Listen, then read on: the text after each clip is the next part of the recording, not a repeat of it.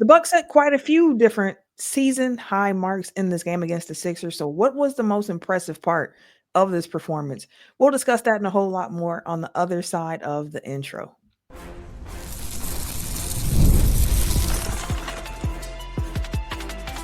You are Locked On Bucks, your daily Milwaukee Bucks podcast, part of the Locked On Podcast Network, your team every day. What it do? Welcome to Locked On Bucks, part of the Locked On Podcast Network, your team every day. I'm Camille Davis, and joining me is Frank Madden, longtime voice of the pod and the founder of BrewHoop.com. And we appreciate you for tuning in and making Locked On Bucks your first listen every single day. We are free and available wherever you get your podcast, as well as on YouTube and in newsletter form. So head over to lockedondaily.com and sign up for the free Locked On Bucks newsletter. Today's episode is also brought to you by FanDuel. Right now, new FanDuel customers can get $150 in bonus bets if your first $5 bet wins.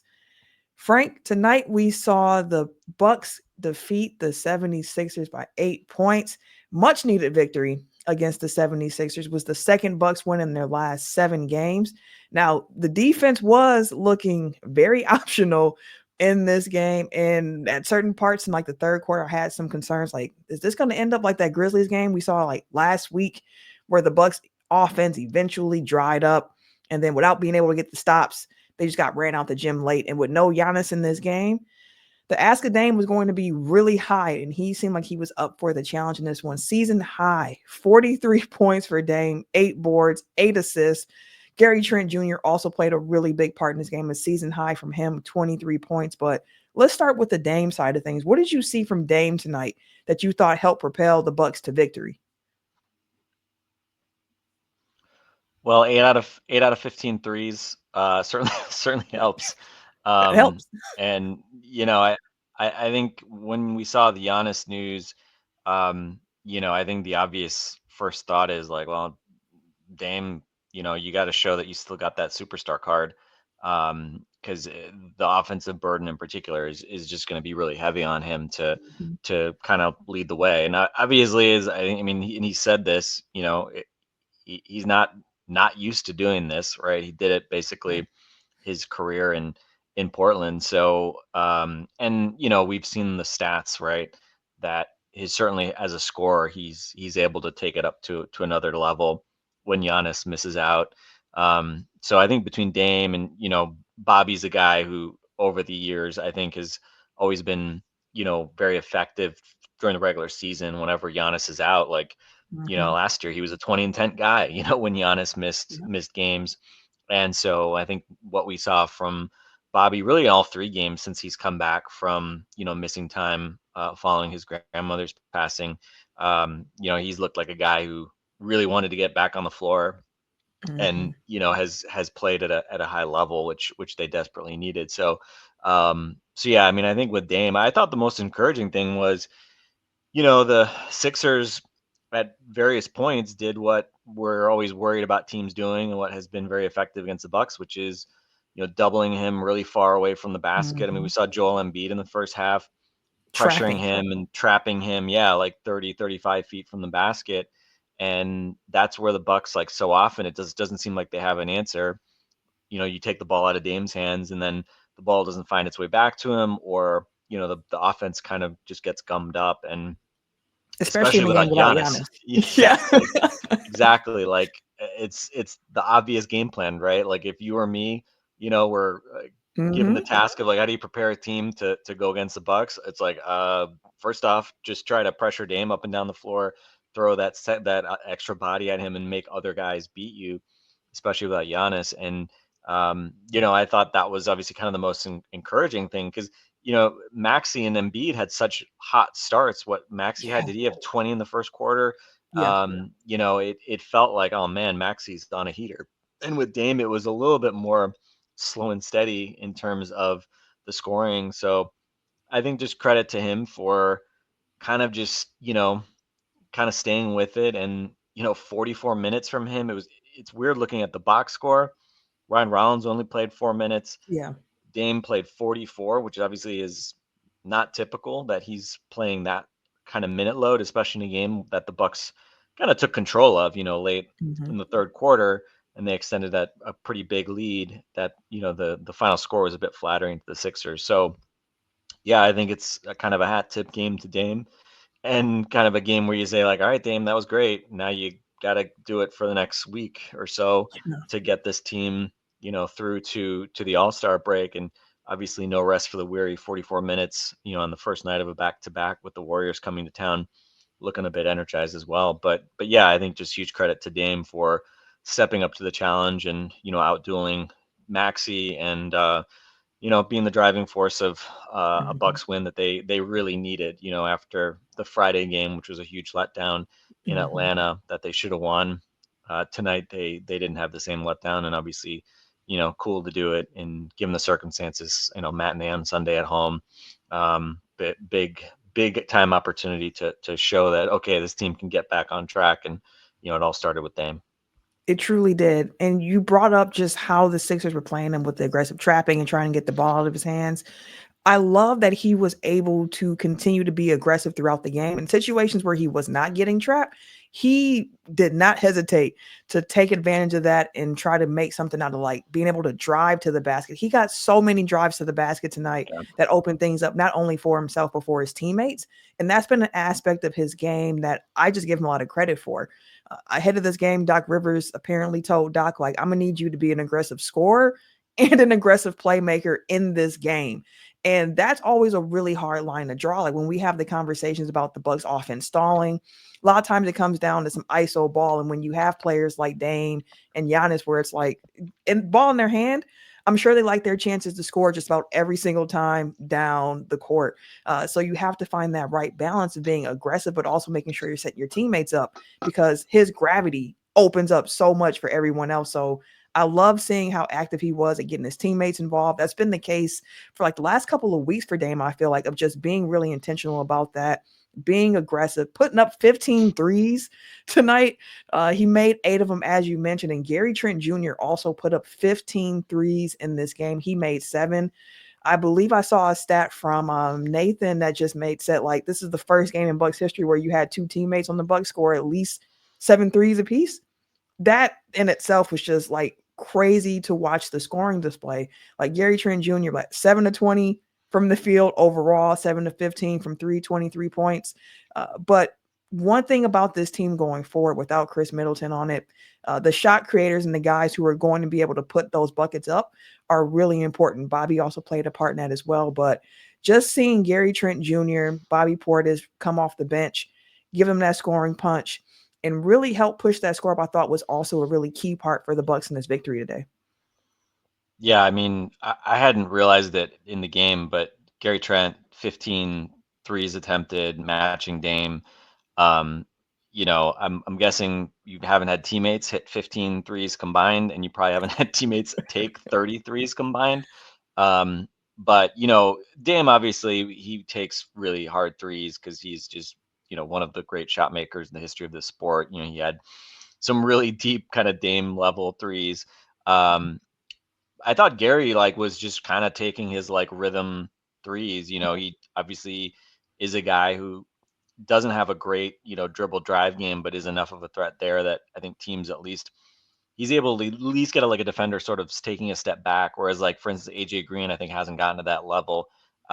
So Gary, 0 for 5 on twos of this game, only 7 of 20, right? So not the most efficient game. Right. Felt like he had a lot of shots, but 23 points on 20 shots. A little more like Raptors, Gary Trent, 33 minutes, in terms of playing a big minute load.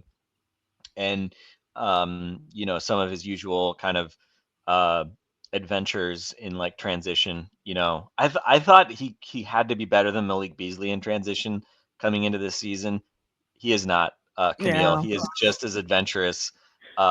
It's kind of like it's funny how often he has to like go to a pump fake off like a 2-footed jump stop on like a break on a breakaway. Like he just does not have sort of the confidence in his athleticism and physicality as a finisher, but he's at least aware of it. Yeah. And tonight, obviously, just some of that 3-point shooting again. Like you saw it in the second quarter in the Friday game against Atlanta when they went on that huge run, and he was a big part of that. Like, just feels like there have been so many games where the second unit comes in and Gary Trent is the guy like just hitting two, Mhm. three triples in a short span just to blow a game wide open. And that was exactly what happened late in the third quarter of this one. So yeah, I mean, he's a luxury to have, coming off the bench, just being able to be that explosive scorer. And, we talk about it, how it seems like one of him or AJ seems to have like a good shooting night Yeah. every night. That's the benefit of having both of them, is you have a little bit of insurance against sort of any one guy being in a slump. And tonight, like, not a monster night from AJ, but 11 points on 7 shots from him. He was plus 28 in 25 minutes, Gary plus 10 in 33 minutes. The bench was sort of the plus minus all stars. Gary or Mhm. Bobby was 18 and 13 and 5 assists, 0 turnovers, plus 13 in 30 minutes. So shout out to Bobby again.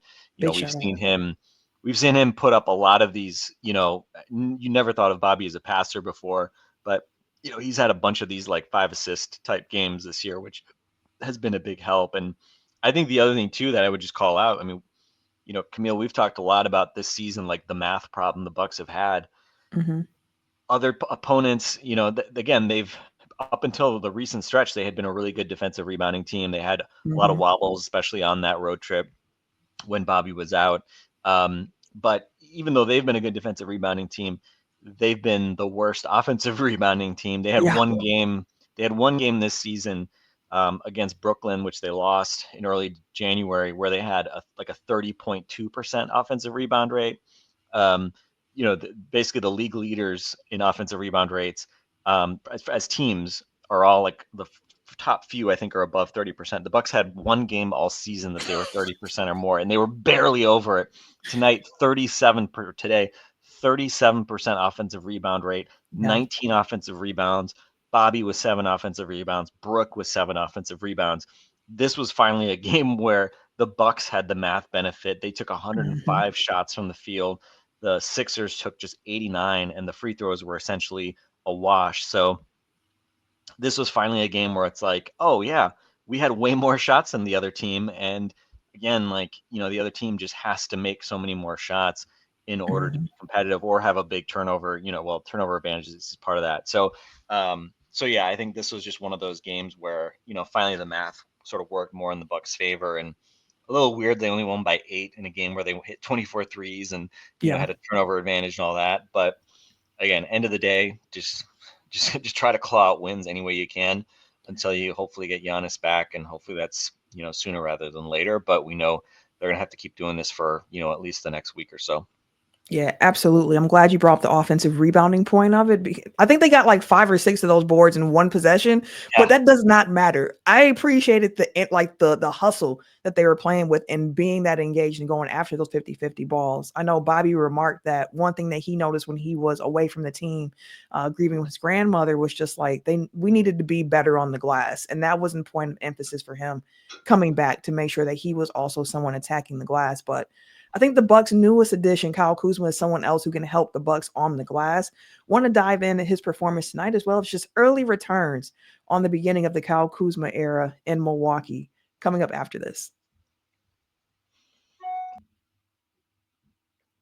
Skims has been a game changer in the underwear game since it debuted. Originally, it was something for the ladies, but Skims also has a men's line that they launched. And if that men's line is anywhere near as comfortable as what the women's line is, you are going to be in for a treat. So, fellas, listen. Skims has you covered with various styles for whatever suits you best, whether that's cotton or stretch boxer briefs or cotton or stretch briefs, whatever it might be, Skims has you covered. So shop Skims men's at skims.com/lockedonnba and at Skims stores. Let them know that we sent you. So after you placed your order, select podcast in the survey and then select our show in that drop down menu that follows. And and if you are looking for the perfect gift for your Valentine or for yourself, Skims has just launched their best Valentine's shop ever. Available in sizes for women, men, kids, and even pets. So make sure y'all check out Skims.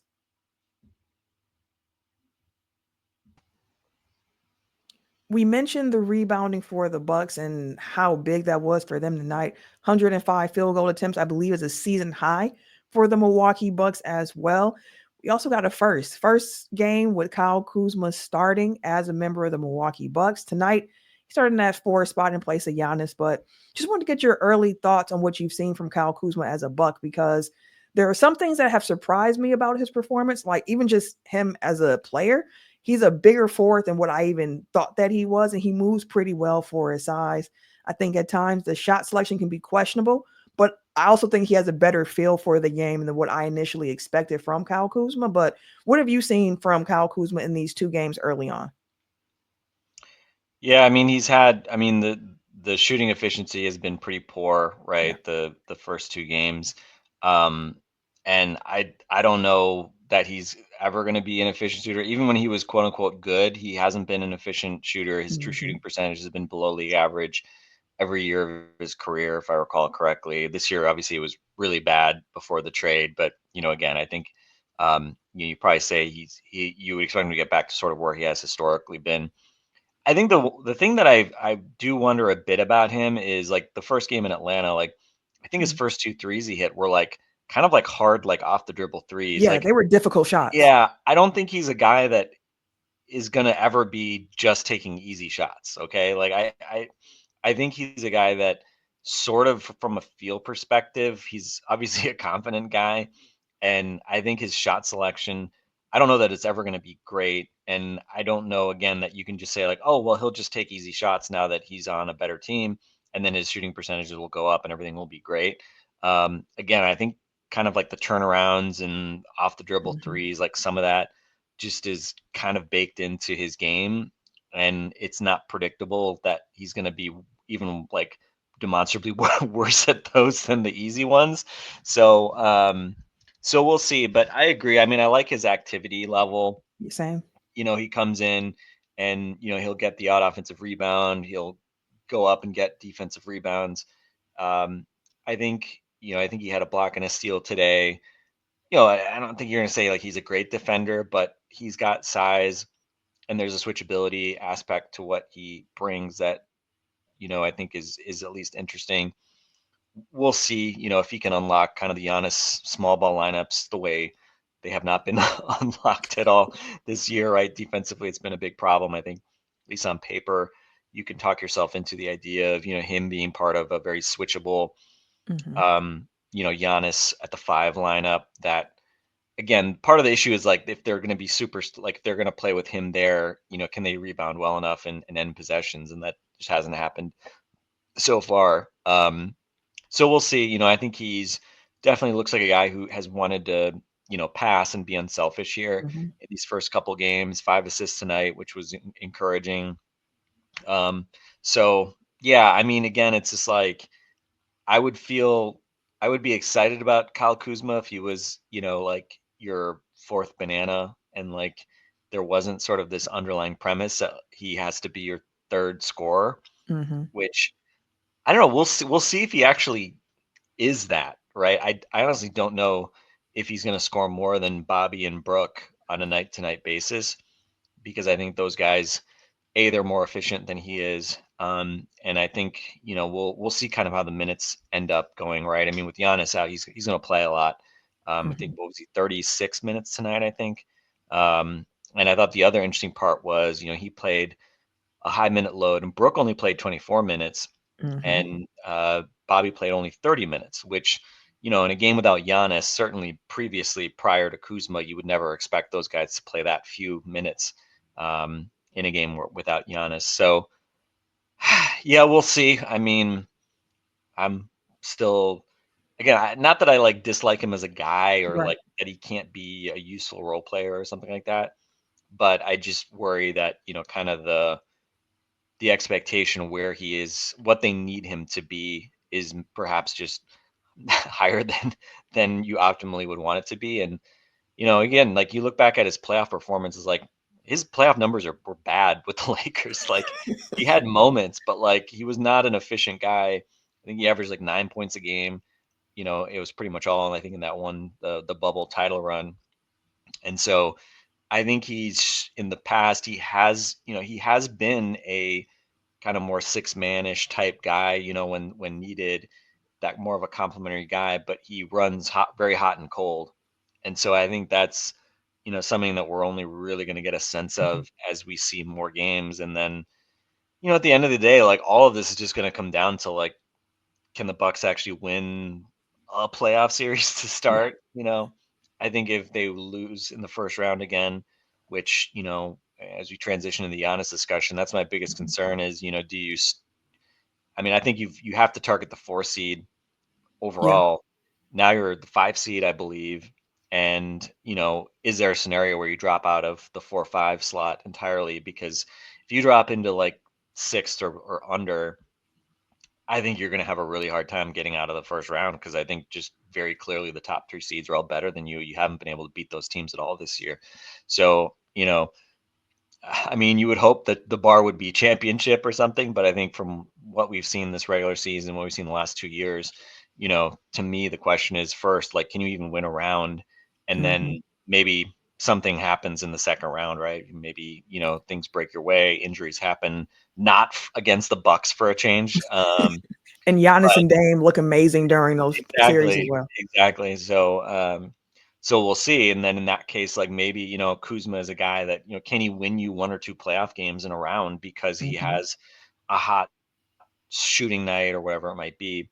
And hopefully it's not a case where, he loses you games because he's taking a ton of shots and he's going, 5 for 18 or something like that. So I don't know. We'll see. I mean, the book is out. I Mhm. do like some of the flexibility he gives them, I think on both ends. And it seems like he's got the right attitude. He's not, Mhm. I know some people might have been like a little worried, like, oh, he's a Hollywood guy. He rejected like the trade to the Mavs last year. Like, is this guy serious about winning? But he's said all the right things. He's talked about being, he's a Michigan kid. And so this is his like, Midwest kind Yeah. of homecoming. So, I mean, again, you just kind of hope that it clicks on the floor and, when you're winning, everybody's happy.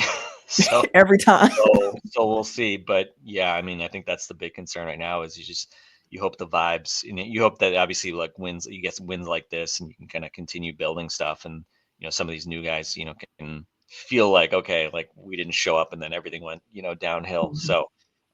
So we'll see, but hopefully he can have some kind of more productive scoring nights here moving forward, especially given Giannis will be missing a little bit of time. Yeah, they're gonna need him to show improvement that way. And thinking about his fit, like it's hard to give him a complete grade because we haven't seen him next to Giannis, and that's a big part of all of this is what he's able to do next to Giannis, adding additional size to the lineup. But with Kuz as well, I wonder if for him, it's not necessarily going to be like, hey, can you become a 40% 3-point shooter? It's can you just stay respectable enough that opposing defenses don't sag off you completely and mess up the spacing on the floor because he's shown a feel for the game of knowing where to be on the court, knowing when to cut, and just that type of basketball intelligence. That's like, okay, I could see how this could work. And to your point about how he just brings a different versatility to the team, I think that's going to play really well. But that's also why it's like, with that, I think Bobby Portis and Gary Trent Jr. are two guys in particular who become even more important for their ability to put points on the board really quickly. So those nights when they're really hot, make sure you're going to them and feeding them. So they're going to be a big part for this Bucks team coming up, especially as we push through to All-Star break with the news that there is going to be no Giannis. And you mentioned, like, is this a Bucks team that might fall to the 5 seed, might fall to the 6 seed? And with how this season has gone, the Bucks really think, in my opinion, they need to be a top 4 seed, just given the split that they've had so far at home and on the road. At home this season, they're 17-8. On the road, they're 10-15. So, like, it's been some tough sledding for them when they're playing away from Fiserv. So that's going to be an important part of it, in addition to health. And that seems to be the biggest point when it comes to Giannis right now, making sure they can keep him healthy to the playoffs. So after this, we'll talk a bit more about the news that broke ahead of the game about Giannis' availability leading into the All-Star break. So we'll talk about that right after this.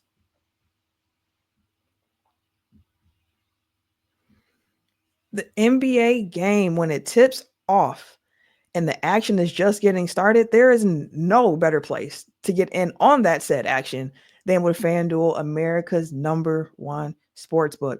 With FanDuel, you can place live bets throughout the game. So even if you miss the opening tip-off, or if you want to bet on a fourth quarter comeback, you can stay in the action in the app. So if you're looking for a bigger payout, you can even combine your live bets into a same game parlay.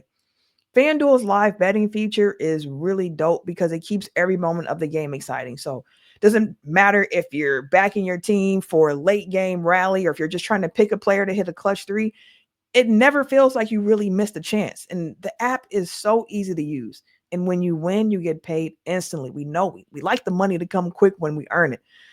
So right now, new FanDuel customers can get $150 in bonus bets if your first $5 bet wins.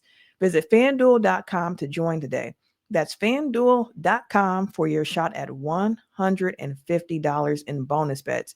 Make every moment more with FanDuel, the official sports betting partner of the NBA.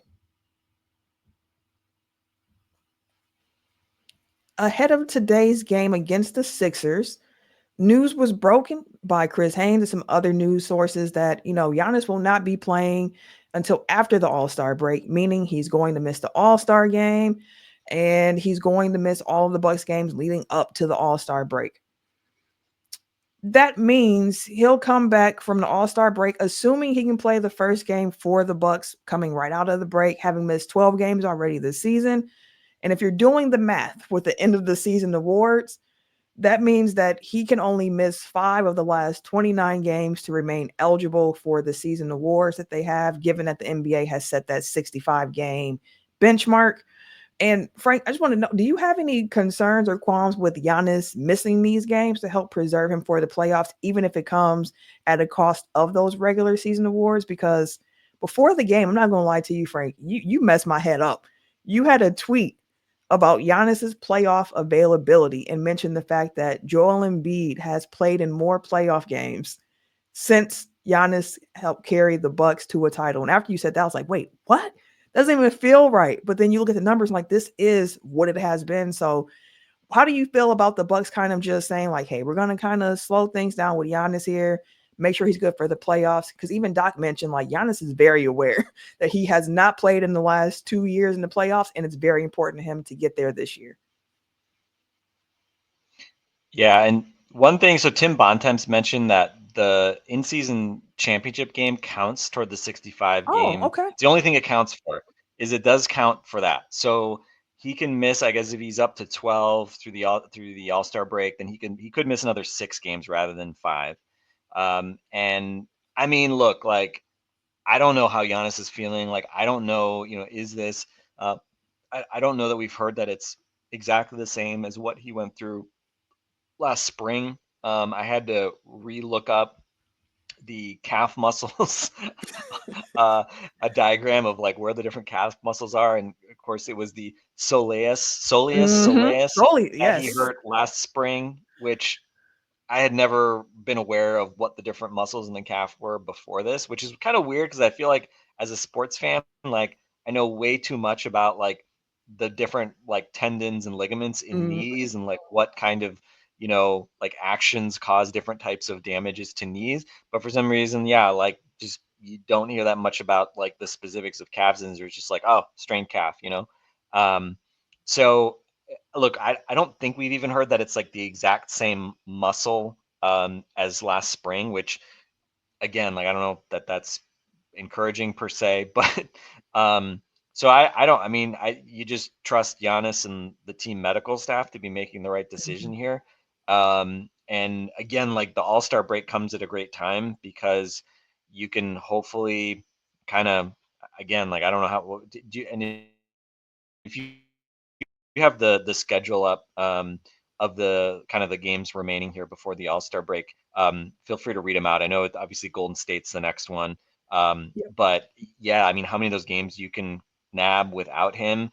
I don't know. But yeah, you just kind of have to stay afloat, and then you obviously get a nice boost of having an extended period off due to the All-Star game. And I don't know. Thinking back to a couple years ago when he played, despite like the wrist injury. Like he played like the Mhm. first possession despite having the wrist injury in the All-Star game. And it was just like, oh, what are you doing? Like, don't do it.